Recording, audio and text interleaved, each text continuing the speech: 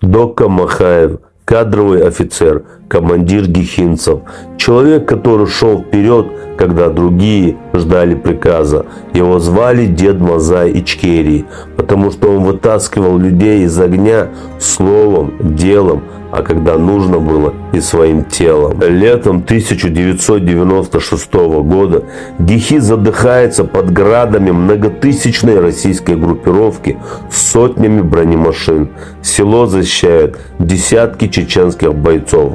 Докка на рации. Помощь выслана. Пробьем коридор. Держитесь, ребята. Ему верили, потому что он никогда не бросал. Журналисты вспоминают, он дважды прикрывал их от огня. «Берегите себя», — говорил он, — «к черту эти газеты». Он боялся смерти, но своей никогда.